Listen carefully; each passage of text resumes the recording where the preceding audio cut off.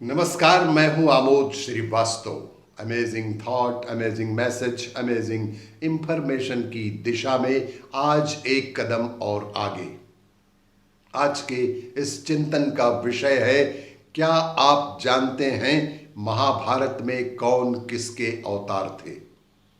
आपको ये मेरा वीडियो अच्छा लगे तो लाइक करें, शेयर करें और लाल बटन दबाकर सब्सक्राइब अवश्य करें। साथ ही बेल आइकन दबाना बिल्कुल ना भूलें।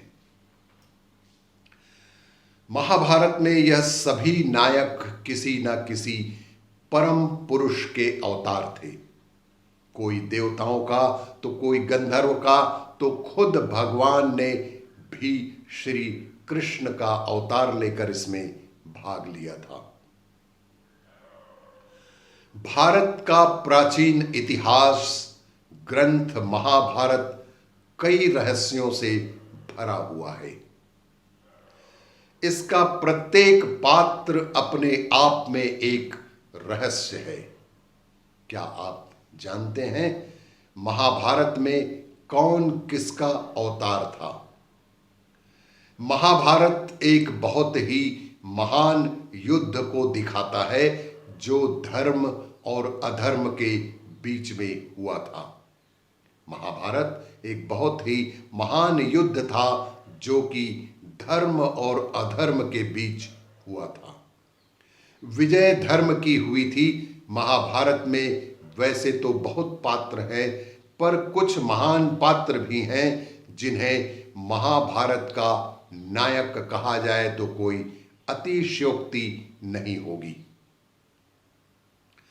यह सभी नायक किसी न किसी परम पुरुष के अवतार थे। कोई देवताओं का तो कोई गंधर्व का, और भगवान श्री कृष्ण तो खुद ही अवतार लेकर इस महाभारत में भाग लिए थे। महाभारत में जितने भी प्रमुख पात्र थे वे सभी देवता, गंधर्व, यक्ष, रुद्र, वसु, अप्सरा, राक्षस तथा ऋषियों के वंशावतार थे। उनमें से शायद ही कोई सामान्य मनुष्य रहा हो। महाभारत के आदि पर्व में इसका विस्तृत वर्णन किया गया है। आइए जानते हैं कि कौन किसका अवतार था। भगवान श्री कृष्ण। भगवान श्री कृष्ण 64 कला और अष्ट सिद्धियों और 9 निधियों से पूर्ण श्री कृष्ण को भगवान विष्णु का ही अवतार माना जाता है।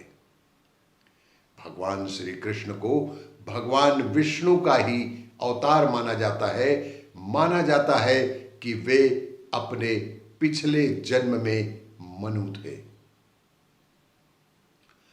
दूसरे हुए बलराम। महाबली बलराम शेष नाग के अंश थे। जब कंस ने देवकी वासुदेव के 6 पुत्रों को मार डाला, तब देवकी के गर्भ में भगवान बलराम पधारे। योग माया ने उन्हें आकर्षित करके नंद बाबा के यहां निवास कर रही श्री रोहिणी जी के गर्भ में पहुंचा दिया था।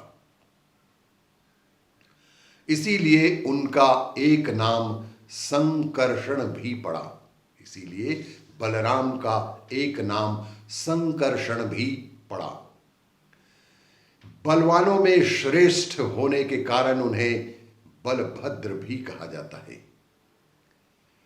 श्री कृष्ण के बड़े भाई होने के कारण उन्हें दाऊजी भी कहा जाता है। बलराम जी का विवाह रेवती से हुआ था। महाभारत युद्ध में बलराम तटस्थ होकर तीर्थ यात्रा के लिए चले गए थे।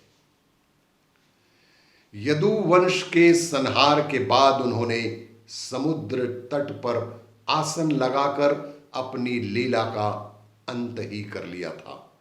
उनके शौर्य की गाथाएं अनेकानेक हैं। इसी के अगले कड़ी में भीष्म, कृष्ण के बाद भीष्म का नंबर आता है, जो महाभारत के प्रमुख पात्रों में से एक थे। द्यू नामक वसु ने भीष्म के रूप में जन्म लिया था। द्यू नामक वसु ने ही भीष्म के रूप में जन्म लिया था। वशिष्ठ ऋषि के शाप व इंद्र की आज्ञा से 8 वसुओं को शांतुनी गंगा से उत्पन्न होना पड़ा। 7 को तो गंगा ने नदी में बहा दिया, जबकि 8वें वसु द्यू जिंदा रह गए और वही कालांतर में भीष्म बने, जिनका प्रारंभिक नाम देवव्रत था। बाद में जाकर वे भीष्म हुए। द्रोणाचार्य, भीष्म के बाद द्रोणाचार्य को सबसे अहम माना जाता है। देवगुरु बृहस्पति ने ही द्रोणाचार्य के रूप में जन्म लिया था। अश्वत्थामा, उपरोक्त के बाद अश्वत्थामा सबसे अहम थे। गुरु द्रोणाचार्य के पुत्र थे अश्वत्थामा। पिता पुत्र की जोड़ी ने मिलकर महाभारत में कोहराम ही मचा दिया था।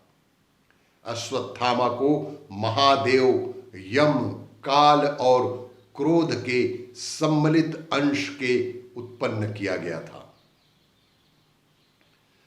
कर्ण, देवताओं में सबसे प्रमुख सूर्य देव के पुत्र थे कर्ण। कर्ण सूर्य के वंशावतार थे। कर्ण के बारे में सभी जानते हैं कि वे सूर्य और कुंती पुत्र थे। उनके पालक माता पिता का नाम अधिरथ और राधा था। उनके गुरु परशुराम और मित्र दुर्योधन थे। हस्तिनापुर में ही कर्ण का लालन पालन हुआ। उन्होंने अंग देश के राज सिंहासन का भार भी संभाला था। जरासंध को हराने के कारण उनको चंपा नगरी का राजा भी बना दिया गया था। कर्ण के पश्चात इस महाभारत का प्रमुख पात्र दुर्योधन। दुर्योधन कलियुग का तथा उसके 100 भाई पुलत्स्य वंश के राक्षस के अंश थे। दुर्योधन हस्तिनापुर के महाराज धृतराष्ट्र और गांधारी के 100 पुत्रों में सबसे बड़ा पुत्र था। वेद व्यास के वरदान से ही गांधारी के 100 पुत्रों का जन्म हुआ था। दुर्योधन के असंख्य कुकृत्य के कारण अंततो गत्वा कौरव और पांडवों में युद्ध आरंभ हो गया। दुर्योधन गदा युद्ध में पारंगत था और श्री कृष्ण के बड़े भाई बलराम का शिष्य था। दुर्योधन ने कर्ण को अपना मित्र बनाया था।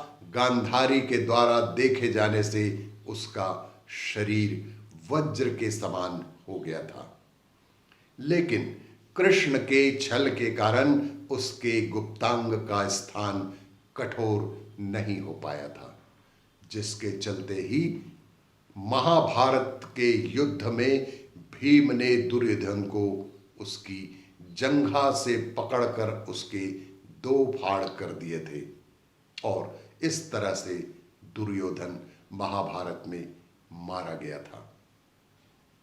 अगली कड़ी में अर्जुन, इनके धर्म पिता पांडु थे।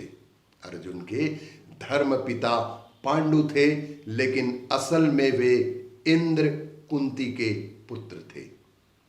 देवराज इंद्र ने अर्जुन को बचाने के लिए कर्ण के कवच और कुंडल उनसे शल के द्वारा छीन लिए थे। देवराज इंद्र एक ब्राह्मण के वेश में पहुंच गए कर्ण के द्वारा और उनसे दान मांग लिया था और दान स्वरूप उन्होंने कुंडल कवच मांग लिया था। भीम, अगली कड़ी में भीम को पवन पुत्र कहा जाता है। भीम हनुमान जी पवन पुत्र ही थे। कहते हैं कि भीम में 10,000 हाथियों का बल था। भीम ने बलराम से गदा युद्ध सीखा था।